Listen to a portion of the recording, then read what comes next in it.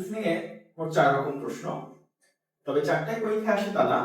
পরীক্ষায় 3টাও আসতে পারে, 4টাও আসতে পারে, 3টার কম কখনোই আসে না। 4 রকম প্রশ্নগুলো কি একটু দেখিনি।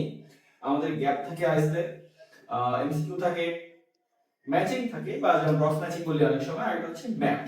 ওকে, তো এই 4টার মধ্যে 1 নাম্বার আইটেম, 2 নাম্বার আইটেম এবং 3 যে গ্যাপ, এমসিকিউ এবং বক্স ম্যাচিং এগুলো আসবেই সব পরীক্ষাতে, কম বেশি আসবেই। আর ম্যাপটা একটু ইনফ্রিকুয়েন্ট, মানে সবচেয়ে সহজ সহজ জিনিস একটু পরীক্ষায় কম আসে, ঠিক আছে? যাদের আসে তারা খুব লাকি, মাসে হয়তো একবার একটা পরীক্ষায় বা সর্বোচ্চ হয়তো 2বার কোনো পরীক্ষায় ম্যাপ আসতে পারে। এবং ম্যাপের আসার জায়গাটাও খুব ফিক্সড, একদম পার্ট 2 তে যদি কখনো আসে সেটা পার্ট 2 তে আসে, সাধারণত এটা অন্য কোনো পার্টে আসে না।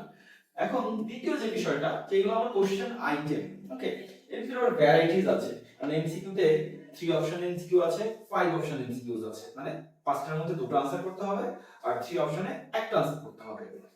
গ্যাপ, এই গ্যাপ আমরা একরকম গ্যাপ দেখতে পাচ্ছি এখানে স্ক্রিনে, ঠিক আছে? আমরা আরো কিছু গ্যাপের ভ্যারাইটিস দেখবো। এখানে দেখতে পাচ্ছি যে কিছু বুলেট পয়েন্ট করে দেওয়া সেন্টেন্স, ওকে, বুলেট পয়েন্ট করে দেওয়া সেন্টেন্সের ভিতরে একটা করে গ্যাপ, সেটা একটা প্যাটার্ন।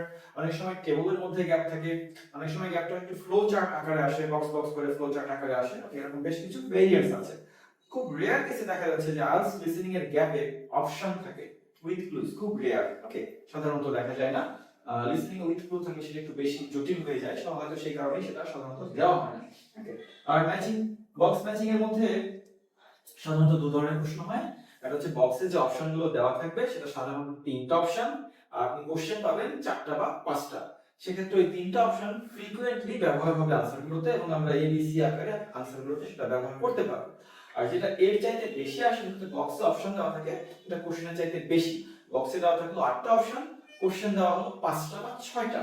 তো আমাকে খেয়াল রাখতে হবে কোন কোশ্চেনে আমি কোন অপশনটা নিচ্ছি, এইটার একটু সংখ্যাটা বেশি। এইগুলো আমাদের টোটাল আলস লিসেনিং এর কোশ্চেন টাইপ এবং সেগুলো মাইনর কিছু ডিটেইলস।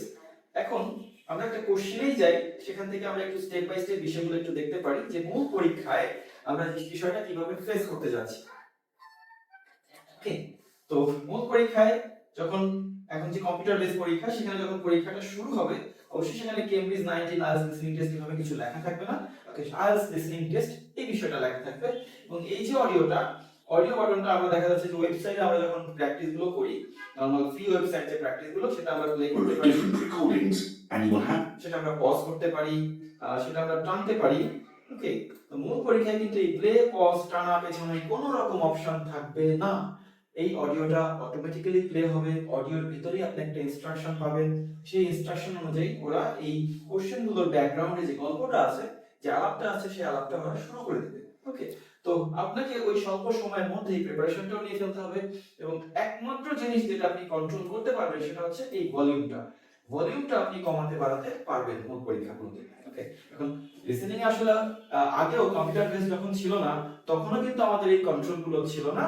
লিসেনিং সেন্ট্রালি প্লে করা হতো, এবং যত স্টুডেন্ট একসাথে পরীক্ষা দেয় তারা শুধু নিজের ভলিউমটাই নিয়ন্ত্রণ করে একই লিসেনিং এ সবাই একসাথে পরীক্ষা দিত।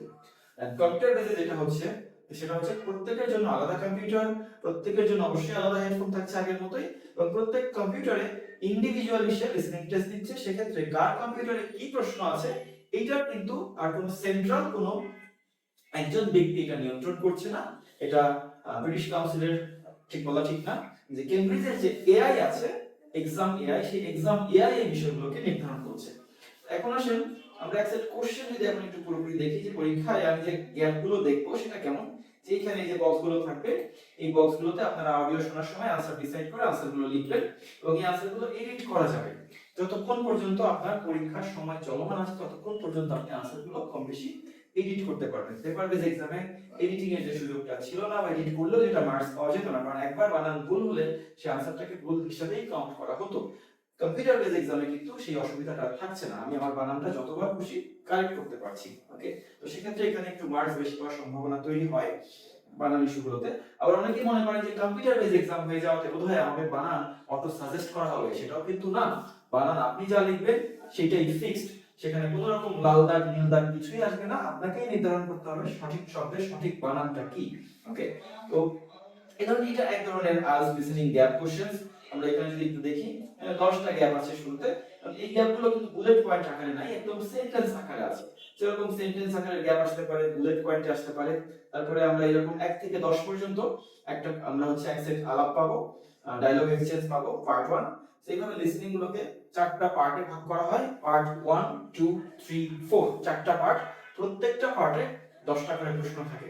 এখন কোন পার্টে কি থাকবে সেটা কিন্তু অটোমেটিক্যালি এআই ডিসাইড করবে, এখন এক্সামে এটা ডিসাইড করবে। যেমন এখানে আমরা একটা পার্টে দেখতে পাচ্ছি 10টা শূন্যস্থানই আছে, কিন্তু তার মানে এই না যে আপনার পরীক্ষাতেও প্রথম পার্টে 10টা শূন্যস্থানই থাকবে। প্রথম পার্টে তারা চাইলে 4টা এমসিকিউ দিতে পারে, সাথে 6টা শূন্যস্থান দিয়ে সুন্দরভাবে 10টা প্যাকেট মিলে দিতে পারে। ওকে, তো সেটাও ফ্রিকোয়েন্ট। এখন পার্ট 2 তে আমরা দেখতে পাচ্ছি যে আমাদের 3 অপশনের এমসিকিউ গুলো আছে। সো এই এমসিকিউ কয়টা আছে? 11 থেকে এদিকে একদম 15 পর্যন্ত 5টা এমসিকিউ। ওকে, সো এইটাই হচ্ছে আইএলটিএস লিসনিং এর মূল কোশ্চেন, এমসিকিউ। আইএলটিএস লিসনিং এ যে এমসিকিউ পারে তার পক্ষে লিসনিং এ 8.5 বা 9 তোলা সম্ভব। এবং এমসিকিউ তে আপনি যত বেশি শর্টকাট অ্যাপ্লাই করতে যাবেন, বিষয়টা আসলে তত জড়াই যাবে। এমসিকিউ একটু ডিটেইলড ভাবে অ্যানালিসিস করে পড়বেন। অ্যানালিসিস করে যখন আপনি পড়বেন তখন অটোমেটিক্যালি সেখানে কিছু শর্টকাট আপনার হাতে চলে আসবে। এর পরের লেকচারে আমরা এমসিকিউ নিয়ে একটা পূর্ণাঙ্গ ক্লাস করব, যেই ক্লাসে আমরা কোশ্চেনগুলোর ধরন এবং সেটা কিভাবে আপনি ক্যাটাগরিক্যালি আলাদা করে সেটার জন্য প্রস্তুত থাকবেন সেই বিষয়টা একদম বিস্তারিত সলভ করে দেখব। Happy learning.